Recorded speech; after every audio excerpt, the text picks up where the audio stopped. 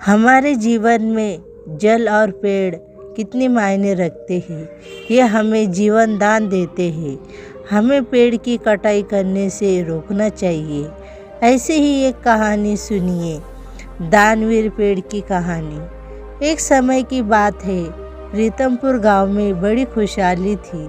वहाँ के लोग बड़े प्रकृति प्रेमी थे। गांव का वातावरण बेहद मनोरम था। ऊंचे ऊंचे पहाड़, नदियाँ और हरियाली। गांव के प्रवेश द्वार पर बहुत पुराना एक विशाल बरगद का पेड़ था, जिसके नीचे गांव के बच्चे लोग खेला करते थे एवं एक गांव से आने जाने वाले लोग इस पेड़ की छांव में बैठकर विश्राम करते थे। वह पेड़ ताज़ी हवा और छांव देता था, इसलिए गांव में उसे दानवीर पेड़ कहते थे।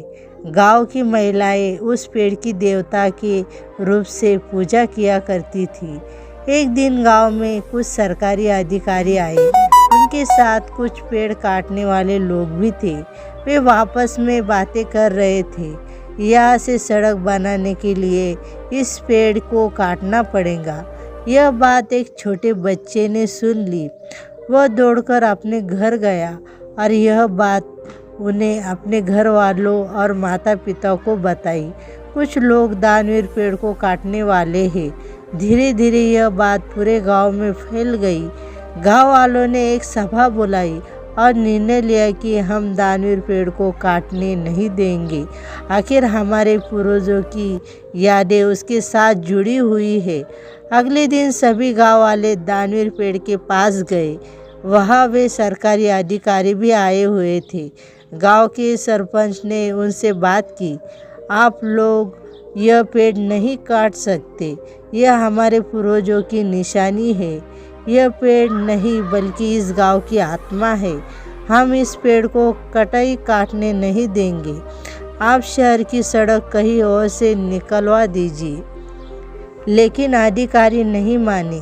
वे बोले कि ऊपर से ऑर्डर आया है कि इस जगह से सड़क बनानी है, इसलिए हमें जो ऑर्डर दिया है हम तो बस वह पूरा कर रहे हैं। अधिकारी बोले, सड़क बनने से आपका गांव शहर से जुड़ेगा तथा और भी उन्नति करेगा। लेकिन गांव वाले भी दानवीर पेड़ को काटने को कटिबद्ध थे। गांव वालों ने कहा कि हम अपनी उन्नति के लिए इस पेड़ को काटने नहीं देंगे। कई घंटों बहस के बाद भी कोई निष्कर्ष नहीं निकला। अधिकारी वहाँ से चले गए। कुछ दिनों बाद वहाँ मंत्री आए। मंत्री ने उस गांव का जायजा लिया। उस गांव की रहन शैली और वातावरण से मंत्री भी मनमोहित हो गया।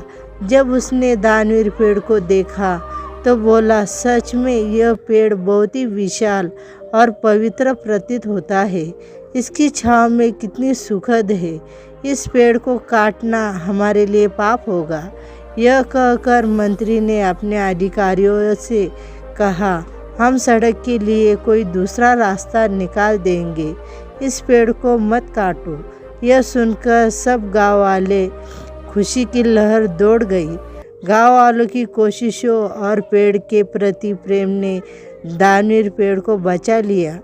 अब वो हमेशा ताज़ी हवा और ठंडी छांव देता रहेगा। ये कहानी मैं यहीं पे समाप्त करती हूँ। धन्यवाद।